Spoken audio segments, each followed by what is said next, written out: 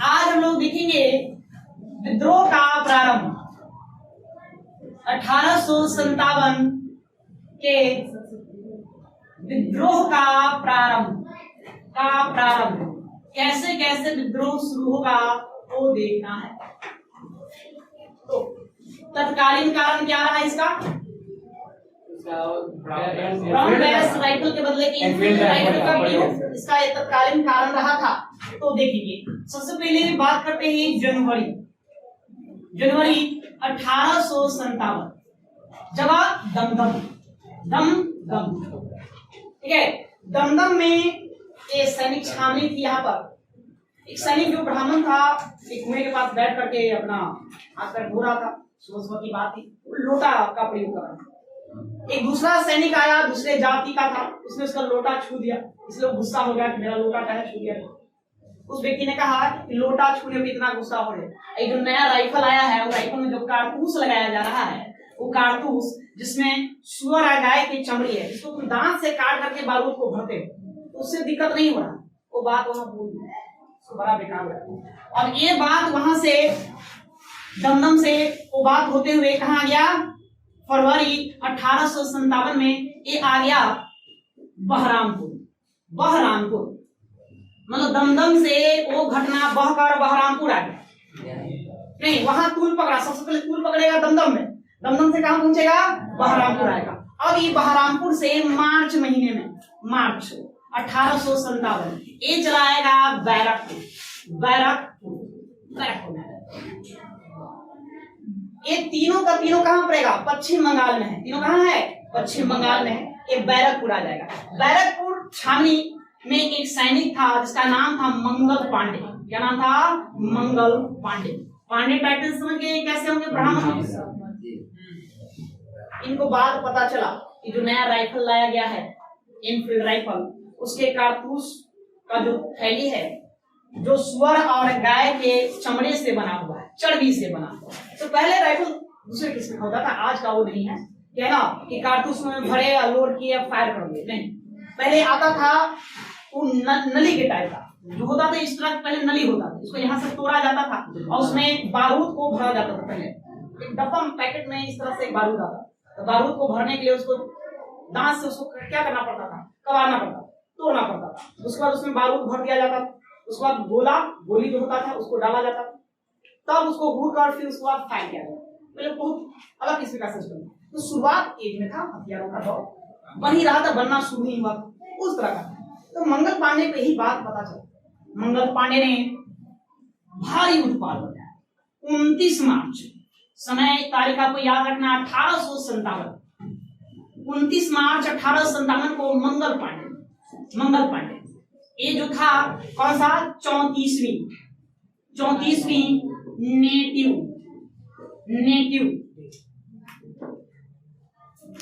Infantry इसके मतलब कि ये बटालियन का नाम हुआ। बटालियन क्या नाम था? 34वीं नेटिव इन्फेंट्री बटालियन का उसका एक सिपाही था। आगे देखते हैं इसके नाम बटालियन चलता है।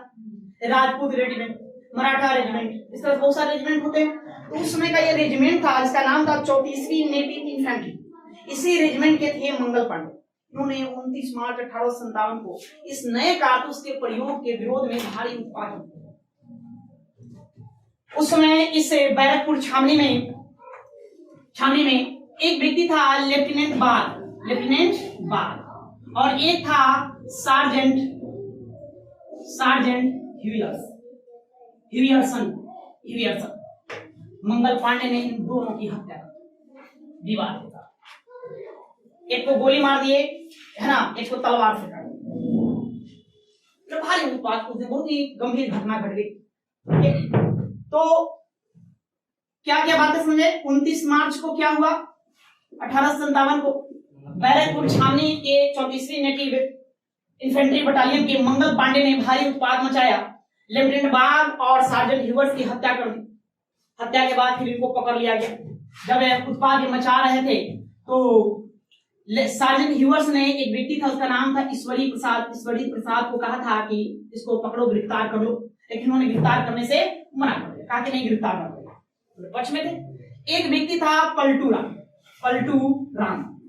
पलटू राम। यही पलटू राम पीछे से मंगल पांडे को आकर पकड़ लेता है। उसके बाद मंगल पांडे क्या हो जाते हैं, गिरफ्तार हो जाते हैं और बहुत ही जल्दी कार्रवाई करते हुए 8 अप्रैल 1857 को उनको फांसी दी। इनका फांसी देना था कि पूरे भारत में क्रांति की लहर हो। उसके बाद फिर आगे चल के घटनाएं हुई। तो पहले कितना लिखे तो पहले पॉइंट है जनवरी 1857 दमदम, जनवरी 1857 दमदम, दमदम। फिर उसके बाद फरवरी 1857 बहरामपुर। आगे लिखेंगे 29 मार्च 1857 ईस्वी को 29 मार्च 1857 ईस्वी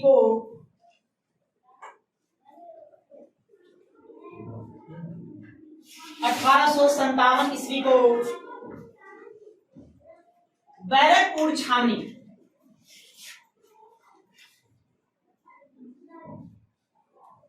बैरकपुर छावनी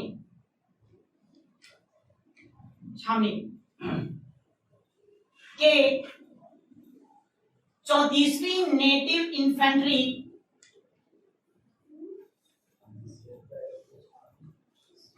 बैरकपुर छावनी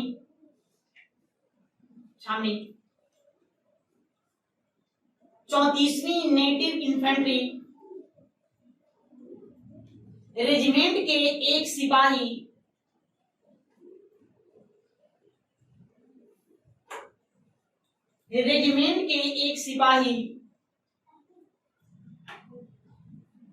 सिपाही मंगल पांडे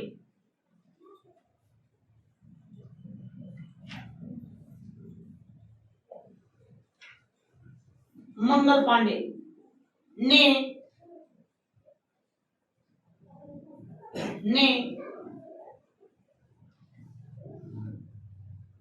एनफील्ड राइफल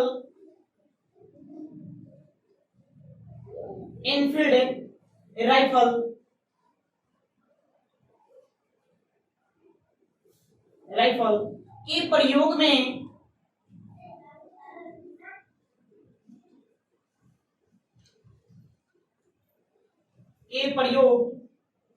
में लगे गाय और सुअर की चर्बी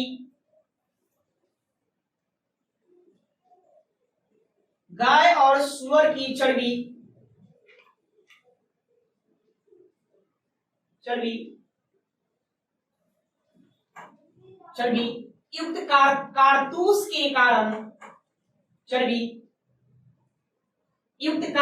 के कारण भारी उत्पाद मचाया।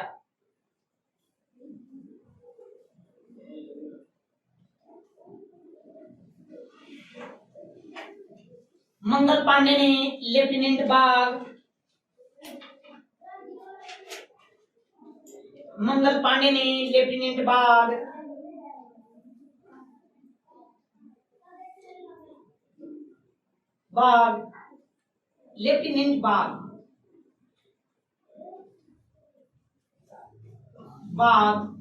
लेफ्टिनेंट एक रैंक है, सेना में दिया जाता है। बाग नाम नहीं है लेफ्टिनेंट, क्या है? Colonel, sergeant, lieutenant, general, captain, major, इसमें क्या होता है? रैंक होता है सब सेना में। नहीं, सेना का थल सेना सर्वोच्च रैंक क्या है? थल सेना का जनरल सर्वोच्च रैंक है। वायु सेना में सर्वश्रेष्ठ रैंक क्या होता है? एयर मार्शल होता है। और जल सेना में, नेवी में एडमिरल होता है। सर्वश्रेष्ठ पद क्या है? एडमिरल। ठीक है, सबका अपना अपना सर्वश्रेष्ठ। एक राज्य की पुलिस का सर्वश्रेष्ठ पद कौन होता है? DGP, director general of police. ठीक है, जो एक राज्य का सबसे हेड पुलिस अधिकारी होता है, एक प्रांत। तो क्या लिखे? लेफ्टिनेंट बाग और सार्जेंट ह्यूअरसन ह्यूयर्सन और सार्जेंट ह्यूयर्सन, यह है वो, यह पर रेप साना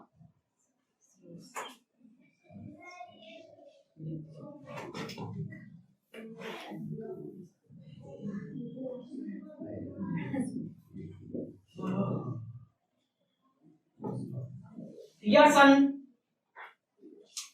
की हत्या कर दी, की हत्या कर दी।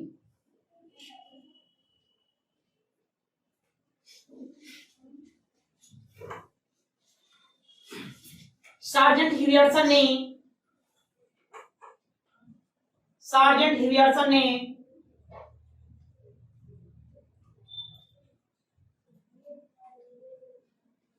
ह्यूयर्सन ने ईश्वरी प्रसाद, ईश्वरी प्रसाद प्रसाद नामक एक सिपाही को, नामक एक सिपाही को मंगल पांडे को गिरफ्तार करने का आदेश दिया, मंगल पांडे को गिरफ्तार करने का आदेश दिया, लेकिन उसने मना कर दिया। तब पलटूराम ने, पलटूराम ये भी एक सैनिक था, पलटूराम तो नाम ही है पलटूराम। तब पलटूराम ने पीछे से मंगल पांडे को गिरफ्तार कर लिया। आप लोग मंगल पांडे मूवी देखे होंगे, नहीं देखा थोड़ा सा इसको देख लेंगे। ऐतिहासिक फिल्मों को देखना चाहिए, है ना, फिल्म देखना कोई बुराई वाली बात नहीं है। ऐतिहासिक फिल्में देखा करेंगे तो मंगल पांडे मूवी देखेंगे तो उसमें पूरा का पूरा कहानी 2-2.5 घंटे का है। किस पर सुनाया गया है? मंगल पांडे। अच्छा, मंगल पांडे कहाँ का रहने वाला? नगोवा गांव, यूपी उत्तर प्रदेश में बलिया जिला यूपी में, उसी बलिया जिले में गांव है नगोवा, उसी नगोवा गांव के रहने वाले। ये अंग्रेजों की सेना में भर्ती हो गए, ठीक है। अंग्रेजों ने जो अपनी सेना बनाई थी उस सेना में ब्राह्मण, राजपूत, सभी जातियां के लोग उसमें शामिल थे। और ये भाई ब्राह्मण थे, जाति के ब्राह्मण थे। उस समय की बातें चल रही है, 19वीं सदी के मध्य की बातें चल रही है। वहां ब्राह्मणों का समाज में एक अच्छा बोलबाला था, धार्मिक रूप से वो सर्वश्रेष्ठ व्यक्ति थे। और ब्राह्मणों को क्या दे दिया गया? ऐसा कारतूस जिसमें गाय और सूअर की चर्बी लगी, और जिसको मुंह से काटना पड़ता था दांत से। गाय के चर्बी को मुंह में लेना अपने आप को अपमान समझने वाली ऐसी बात। अब मुसलमान भी सूअर को कोई मानता, उसको मारना नहीं चाहता। इस्लाम धर्म में सूअर को मारना अपराध माना जाता है, क्योंकि धर्म के विरोध, धर्म विरोधी लोग मानते हैं। तो हिंदू क्या गाय मार सकता है कभी?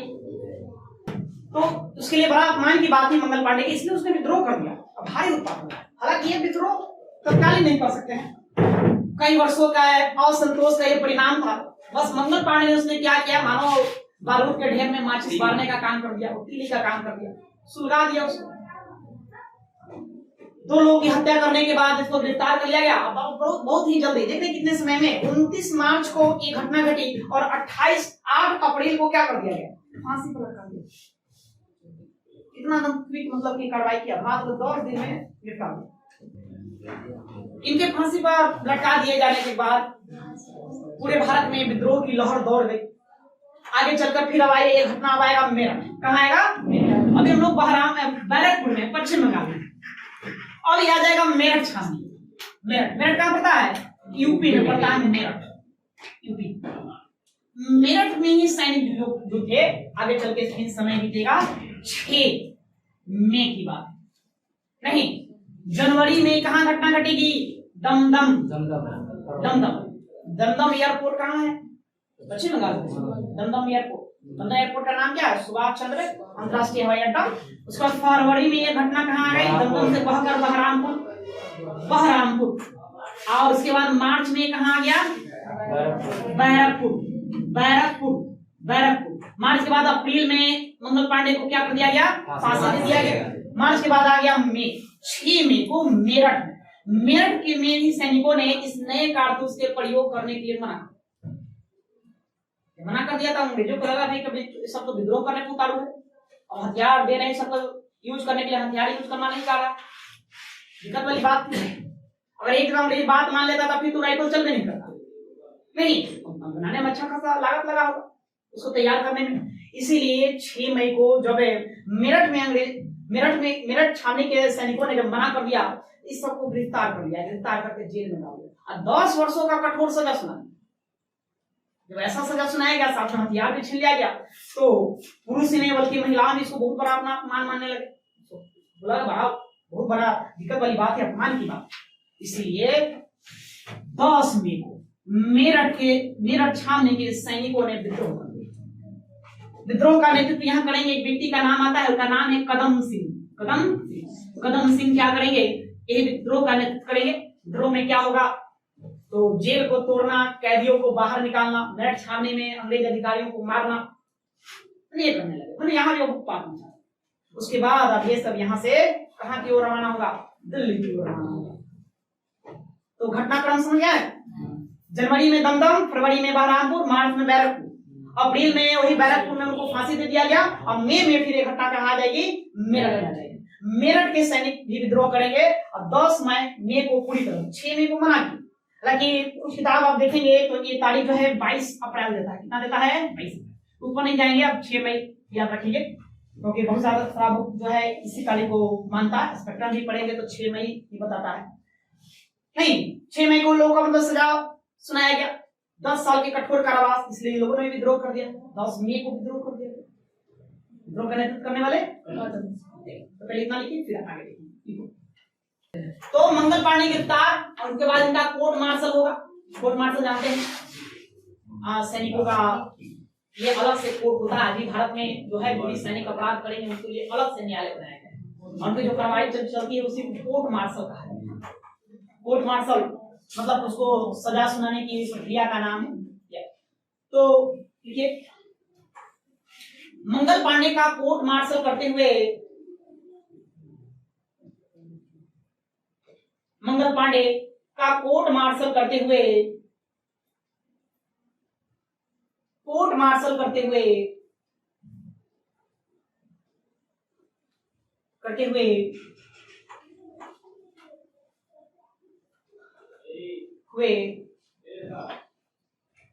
8 अप्रैल 1857 8 अप्रैल 1857 को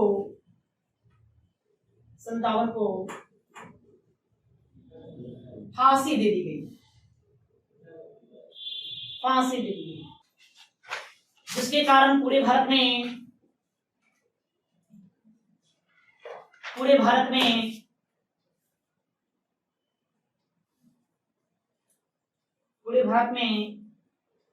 क्रांति की लहर दौड़ गई।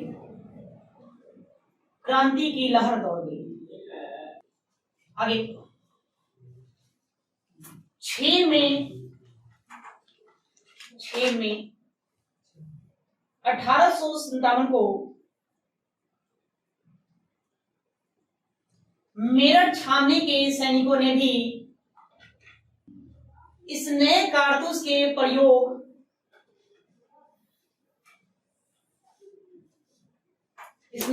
का प्रयोग करने से मना कर दिया। उन सैनिक के हथियार छीन लिए गए, उन सैनिकों के हथियार छीन लिए गए और 10 वर्षों का कठोर सजा सुनाया गया। तो जेल में डाल दिया 10 साल का कठोर सजा।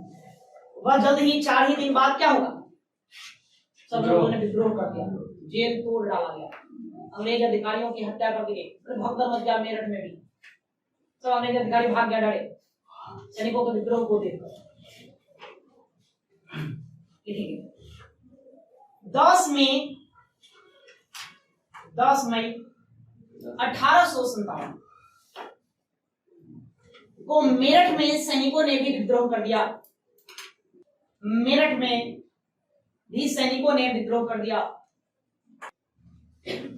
इस विद्रोह का नेतृत्व कदम सिंह ने किया था। विद्रोही सैनिक 11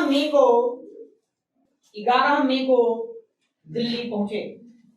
मतलब अब विद्रोह क्या हो गया, प्रारंभ। जैसे मेरठ में विद्रोह हुआ, उसके साथ साथ है ना भारत के कई क्षेत्रों में, कई इलाकों में विद्रोह क्या हो गया, प्रारंभ। अब यहाँ से 1857 की क्रांति की क्या हो जाएगी, तो आपसे तारीख पूछा जाएगा कि 1857 की क्रांति की तारीख क्या है, क्या तारीख थी, क्या देंगे जवाब, 11 की 10 में करेंगे 10 में से माना जाता है मेरठ से शुरुआत की। जगह पूछा जाएगा कहाँ से इस क्रांति की शुरुआत हुई, मेरठ से।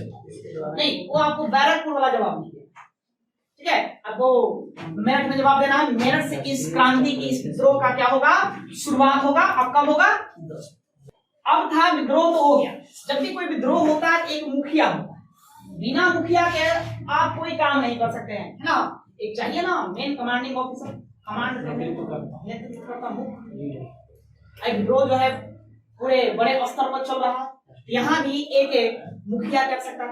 ये जो विद्रोही जो सैनिक थे 10 मई को विद्रोह करेंगे कहाँ, मेरठ में, और उसके बाद 11 मई को पहुंच जाएंगे कहाँ, दिल्ली, दिल्ली पहुंच जाएंगे। अब दिल्ली ही क्यों गया, अभी तो नहीं जा सकते हैं, एक तो दिल्ली मेरठ से नजदीक था, और दूसरा उस समय मुगलों का जो राजा था, बादशाह था, बहादुर शाह जफर, बहादुर शाह जफर। इस बहादुर शाह द्वितीय इनका नाम हुआ, लेकिन ये कविताएं लिखा करते थे जफर के नाम से, इसलिए बहादुर शाह जफर कहलाए, ठीक है। ये बहादुर शाह जफर द्वितीय भी कह सकते हैं, कोई दिक्कत वाली बात नहीं। इनके पास कहा कि अब आपको हम अपना राजा घोषित करना, तो ऐसे तो पूरे भारत का राजा भी तुम ही हो, मुगलिया सल्तनत ही चलती आ रही, लेकिन स्थिति मुगलों की बहुत ज्यादा जर्जर थी, दयनीय थी। अब जान रहे हैं कि मुगल लोग किस पर आश्रित है, अंग्रेजों के पेंशन पर आश्रित हो गए। अंग्रेज पेंशन देता था तो है ना, एक तरह से रोजी रोटी चल रही थी। कहीं जब एक समय था कि पूरे भारत को इन लोगों ने शासन किया, नहीं कर्नाटक अपना सत्ता को पहुंचा, और आज ये हालत थी कि पेंशन पर टिकना पड़ा। सैनिकों ने इसी को अपना राजा ना करते, अंत में इसने अपना कहा कि ठीक है हम स्वीकार करते हैं ना। क्या, एक तो बुजुर्ग है, दूसरा बड़ा कमजोर है, तो शक्ति विहीन और उम्र दराज व्यक्ति था बहादुर शाह। और ऐसे हालात में क्या युद्ध लड़ता, विद्रोह का क्या सामना था, क्योंकि अंग्रेजों के सामने लड़ना था, पूरे भारत को क्या पकड़ बना रखा। तो ना करते अंत में ये तैयार हो गए, चलो हम ही राजा हैं, हमें मुख्य नेतृत्व करता है, चलो। लेकिन इन्होंने सैन्य नेतृत्व करने के लिए, नेतृत्व करने के लिए अपने एक विश्वसनीय व्यक्ति, उसका नाम था बख्त खां। क्या नाम था, बख्त खां। तो बख्त खां 1857 के क्रांति का सैन्य नेतृत्व करता था मुगलों की ओर से। मुखिया कौन किसको बनाया गया, उसके बाद 11 के बाद 12 में है ना, इन लोगों ने मिलकर के दिल्ली पर अधिकार, दिल्ली में वहां एक जो व्यक्ति था कर्नल रिपले, मुखिया कौन था वहां पे, कर्नल रिपले। कर्नल रिपले की हत्या करके पूरे दिल्ली पर अधिकार किया, और भी अन्य अंग्रेज अधिकारियों को मारा। अब विद्रोह बड़े पैमाने पर, तो अंग्रेज क्या करेगा, भूख दर्शक तो बने रहेगा नहीं, वो विद्रोह को दबाने का प्रयास करेगा, तो विद्रोह को दबाया जाएगा। तो दिल्ली पहुंचेगा, हडसन को भेजा जाएगा, हडसन, और एक और व्यक्ति था निकलसन। हाँ, तो निकलसन निकल जाता है, ठीक है, पृथ्वी पर से निकलसन निकल गया। अर्थात इस विद्रोह को दबाने के क्रम में निकलसन की मृत्यु हो जाती है, ये मारा जाता है। ये प्रश्न पूछा जाता है, कौन सा अंग्रेज अधिकारी दिल्ली के विद्रोह को दबाते हुए मारा गया, कौन मारा गया, हडसन ने जैसे तैसे विद्रोह को दबाया, ठीक है। इसने विद्रोह को वहां दिल्ली में क्या कर दिया, दबा दिया, दबाने में असफल, दबाने में सफल। यहाँ अंग्रेजों का काम था, एक ऐसा विद्रोह था कि अंग्रेजी हुकूमत के चूल्हे हिला, मतलब सियासत उसका डगमगा गया। एक वक्त ऐसा लगा जैसे अंग्रेजों को यहाँ से जाना, लेकिन जैसे तैसे विद्रोह को उसने दबाया। लगभग 2 साल चले विद्रोह में, अब अंग्रेजों ने जीत हासिल की, उसको दबा दिया, ये सही बात है। तो दबाने में सबसे महत्वपूर्ण योगदान कौन निभाएगा, हडसन। महत्वपूर्ण योगदान निकालेगा देसी रियासतें, कौन, देसी रियासतें में, और ये कह सकते हैं जमींदार, देसी रियासत से किस तरह से लाभकारी पहुंचेगा? याद करिए, सहायक संधि के तहत क्या था? अंग्रेजी की एक सैन्य टुकड़ी उसके राज में रहेगी, उसको सेना दूर से मंगाने का सकता थी। जिस राज्य में विद्रोह हो रहा वहां से सैनिक मंगा लेंगे तुरंत, मेरा ही सैनिक वहां पड़ा हुआ, तो चारों तरफ से दिल्ली को घेरवा। दूसरा, ये जमींदार वर्ग, इसने भी काफी मदद किया। क्यों? लगान वसूलने का जिम्मेदारी लोग को दिया था, कहते हैं तुम लोग लगान वसूलो, हमको दो, अब तुम भी कमाओ। अच्छा खासा मुनाफा ये लोग का हो रहा। ये लोग यानी इंसान तरीके से, मतलब कि पूरा इंसानों सबस अपना जीवन जी रहे थे।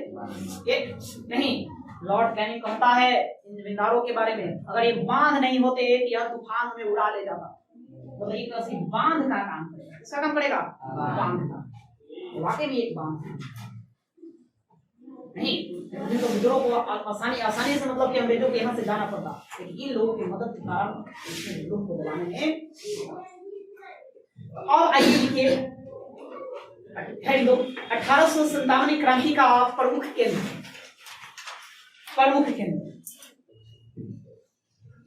1857 की क्रांति का प्रमुख केंद्र। इसमें मुख्य बिंदु पर ध्यान देंगे, मतलब कहां कहां विद्रोह हुआ, ज्यादा प्रभाव डाला। जैसे कि हम देखेंगे दिल्ली के अलावा हम देखेंगे फिर कानपुर, अवध, झांसी, उस वक्त बिहार आ जाइए। बिहार में कहा? जगदीशपुर, आरा, जगदीशपुर। थोड़ा पटना में भी क्या चल रहा था वो भी देख लेंगे, पटना का भी, पटना में क्या चल रहा था। ठीक है, तो इन सब क्षेत्रों को थोड़ा थोड़ा करके हम लोग क्या करेंगे, देखेंगे। तो पहले लिखिए दिल्ली, और अपन क्या लिखेंगे?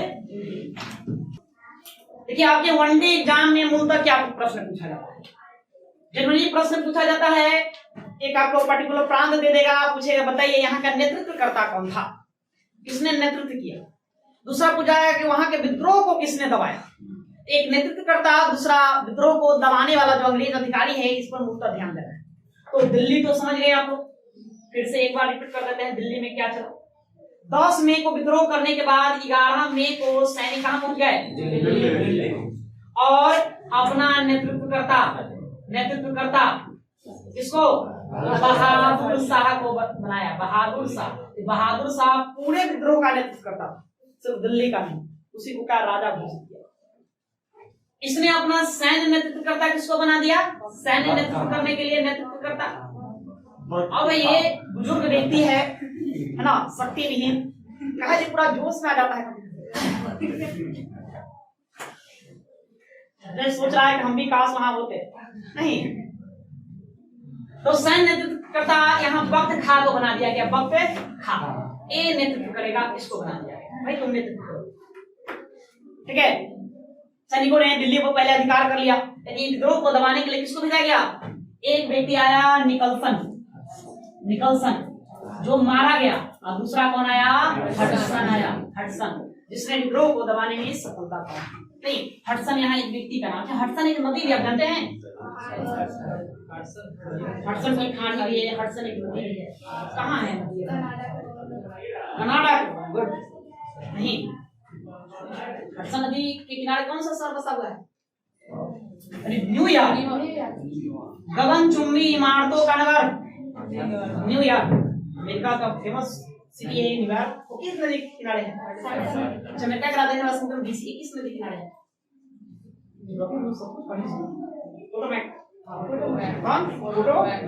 ठीक है, हडसन यहाँ वो नदी नहीं है, और यहाँ व्यक्ति है, पसंद है, ये व्यक्ति है।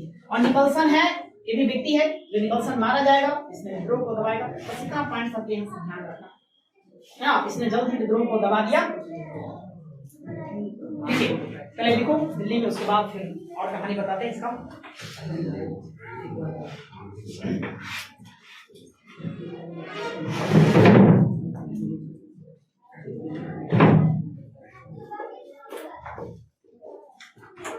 देखिए, 11 मई को विद्रोही सैनिक दिल्ली पहुंचे। 11 मई को विद्रोही सैनिक दिल्ली पहुंचे और मुगल बादशाह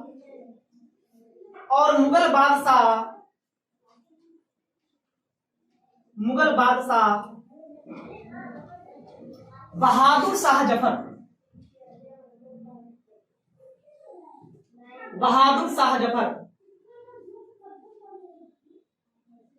जफर को इस क्रांति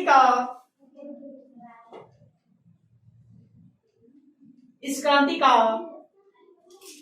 मुखिया प्रधान मुखिया नियुक्त किया।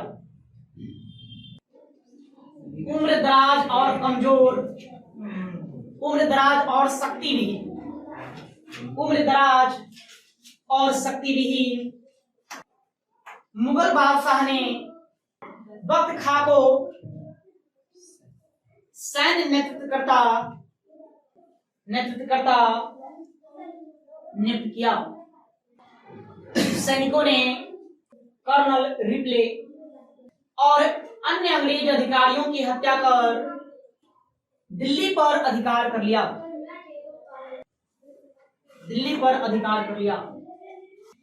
ब्रिटिश सरकार ने विद्रोह को दबाने के लिए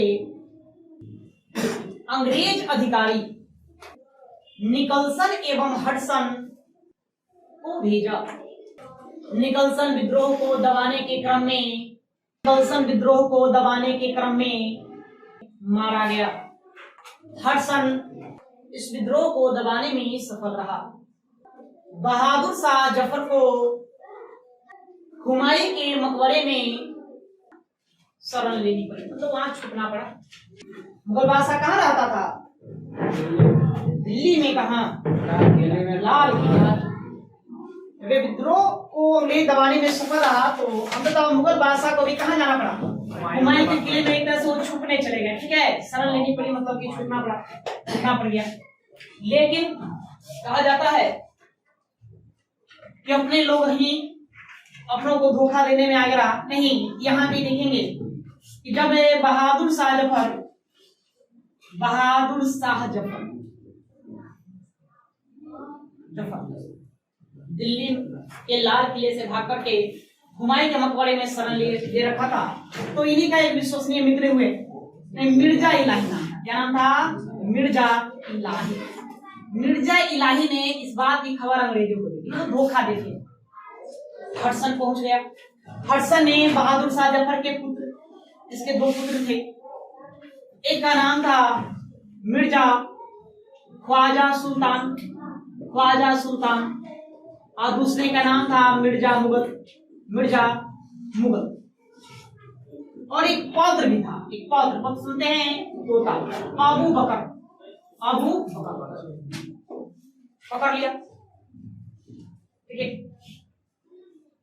हडसन ने बहादुर शाह जफर को कहा आत्मसमर्पण करने के लिए। ना माने तो हडसन ने बहादुर शाह जफर के सामने उनके दोनों बेटों को गोली मारकर हत्या कर दी। उसके बाद बहादुर शाह जफर को पकड़ लिया और इसे कहाँ ले गया? रंगून। औरंगजेब की नीति आप हमेशा जानते हैं कि हमेशा दूर ले जाता था। जब किसी को विद्रोह को दबाना होता था तो काफी दूर ले जाता था। इसको अब यहाँ दिल्ली से उठाकर सीधे रंगून ले दिया। रंगून कहाँ पता है ना? रंगून के जेल में ले गया और वहीं पर इसको म्यांमार रंगून जेल में ही 1862 में बहादुर शाह जफर का निधन हो गया, मृत्यु और उसी जेल में उसका भी समाधि बना हुआ। ठीक है, तो लिखो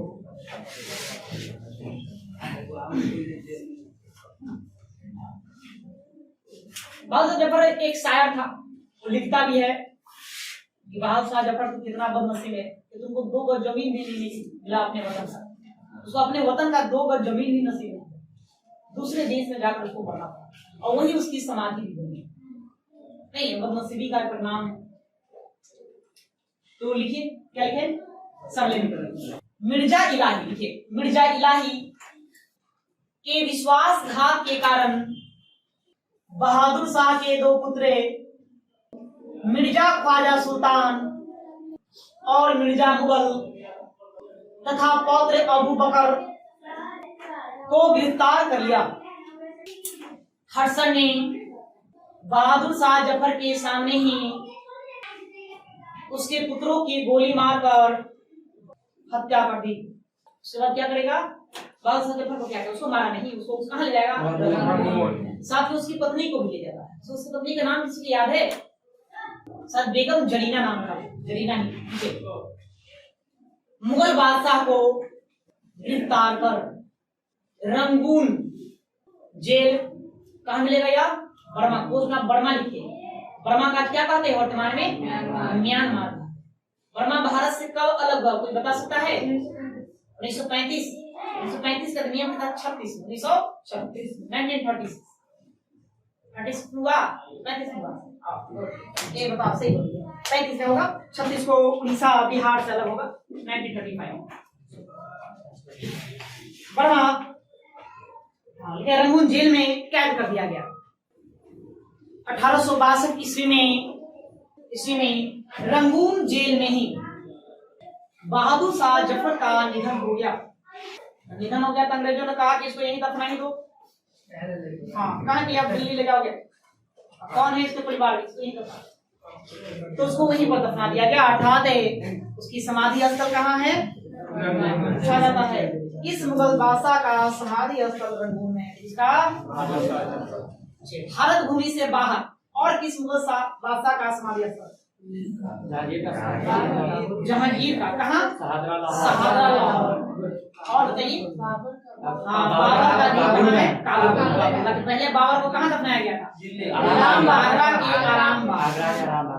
नहीं, उसके बाद फिर उसको काबुल तो लिखो, एक लाइन लास्ट पंक्ति से लिखिए।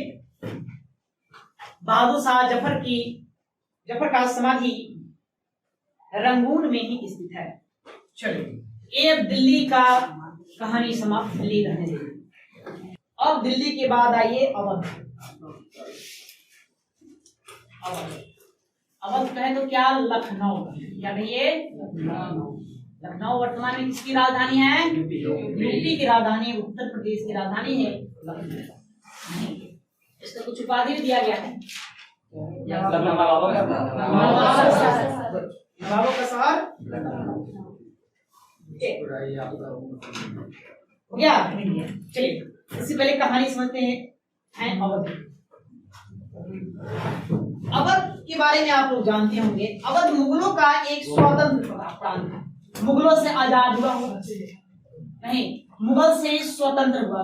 स्वतंत्र लोग कहानी पढ़े थे नहीं कि मुगलों से कई सारे प्रांत स्वतंत्र हुए थे, जिसमें से अवध भी एक था। कब? अवध को अलग राज्य कौन बनाएगा? सआदत खां। कैसे? सआदत खां ने अवध को एक अलग स्वतंत्र प्रांत के रूप में स्थापित किया था। नहीं, इसने इसके बाद है इसका पुत्र कौन? सफदरजंग आया था। सफदरजंग पढ़े थे हम लोग, है ना? सफदरजंग आज एक अस्पताल भी है। कहाँ अस्पताल है? दिल्ली में। उसके बाद फिर हमने पढ़ा था 1764 का युद्ध। 1764 में कौन सा युद्ध लड़ा गया? बक्सर। उसके बाद 1765 में क्या हुआ? इलाहाबाद की संधि। इलाहाबाद की संधि में अवध का नवाब कौन था? शुजा-उद-दौला के साथ लॉर्ड क्लाइव ने संधि की। उसके साथ अवध को कमजोर बनाया गया। फिर आगे चल के 1802 में 1801 में, कब? 1801 में अवध ने सहायक संधि स्वीकार कर नहीं, जब अवध ने सहायक संधि स्वीकार कर ली तो अवध के राज में भी अंग्रेजी सेना और एक रेजिडेंट। जब डलहौजी आएगा, कौन आएगा? डलहौजी का कार्यकाल आएगा। डलहौजी का कार्यकाल कब से कब तक? 1848 से 56 रहे। डलहौजी ने राज्य हड़प नीति लेके आया, जिसके तहत गोद निषेध नीति है, व्यापक का सिद्धांत नहीं, वो लेकर आया। डॉक्ट्रिन ऑफ लैप्स भी उसको कहते हैं, वो लेकर आया, जिसके तहत कई सारे राज्यों को हड़प लिया। उसमें क्या नियम बनाया था? जिसका अपना कोई जैविक पुत्र ना हो, जैविक संतान ना हो, तो लोग क्या करते थे? गोद ले लेते थे, तब तक पुत्र रख लेते थे ताकि राज्य को आगे चलाया जाए। उसने कहा कि ऐसा आप कंपनी के ऊपर निर्भर करेगा, मान्यता देगा कि न देगा। निर्भर क्या करेगा भाई? मान्यता हो देंगे, लेकिन बस उसको बनाना है, हम तय करेंगे मान्यता दे कि न दे। जिसके तहत कई राज्यों को हड़प लिया वारिस न होने का। लेकिन अवध के पास वारिस था, अवध में वारिस था।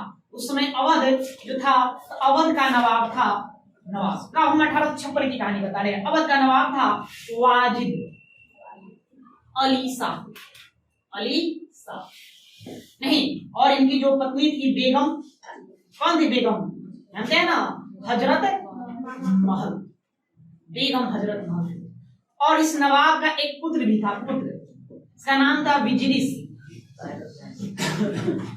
बिजरिस कादिर, क्या नाम था, बिजरिस कादिर। तो पुत्र था ही, तो इसको हरते कैसे,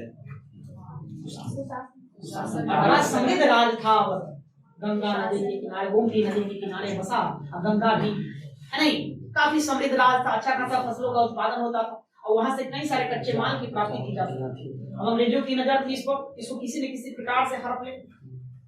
तो मैंने पढ़ा था कि सहायक संधि में सैन्य टुकड़ी तो रहते ही रहते थे, साथ में एक रेजिडेंट भी था। क्या रहता था, रेजिडेंट। कहा अंग्रेजों ने कि आपके दरबार में एक रेजिडेंट है, क्या काम रहेगा इसका, बस कुछ नहीं, वही सैन्य टुकड़ी की देख रेख करेगा और आपके आंतरिक मामलों में हस्तक्षेप ना करेगा। लेकिन वो तो कहने वाली बात, आंतरिक मामला में हस्तक्षेप तो करता ही था। उसमें जो रेजिडेंट था उसका नाम था जेम्स आउटरम। क्या नाम था, जेम्स आउटरम, आउटरम, याद करिए जेम्स आउटरम को, कहीं हम पढ़े, क्रांति के स्वरूप में इसने क्या बताया, क्या हिंदू मुस्लिम का ये कोई क्रांति नहीं थी, कोई राष्ट्रीय आंदोलन नहीं था, लेकिन हिंदू मुसलमान ने मिलकर हमारे ब्रिटिश सरकार के विरुद्ध षड्यंत्र किया। ये वही जेम्स आउटरम है, जो अवध के राज्य में अंग्रेजों की ओर से एक रेजिडेंट के पद पर आसीन था। इसने रिपोर्ट बनाकर दिया किसको, डलहौजी को, नहीं, ये शासन प्रशासन ठीक से नहीं चला रहा है। कौन, वाजिद अली शाह, कुशासन का आरोप लगा। कुशासन के आरोप पर डलहौजी ने फरमान जारी कर दिया कि अवध को हम ब्रिटिश सरकार में मिलाते हैं, ब्रिटिश साम्राज्य में विलय कर रहे हैं, और विलय कर दिया। नवाब वाजिद अली को उठाकर यहाँ से कलकत्ता भेज दिया, बंगाल, तुम बंगाल में रहो, दूर, हमेशा दूर ले जाता। क्यों दूर ले जाता था, कारण समझ में आ रहा है, जनता से दूर कर देते, माने यहाँ पास है, जनता से है, गठ में रहेगा तो दिक्कत वाली बात हो सकता है, जनता विद्रोह कर दे, इसलिए दूर ले जाकर। आगे पढ़ेंगे, भारत छोड़ो आंदोलन के समय अंग्रेजों ने गांधी जी को भी पकड़ के सूडान ले जाने की दूसरा देश अफ्रीका, सूडान ले जाकर रख देते।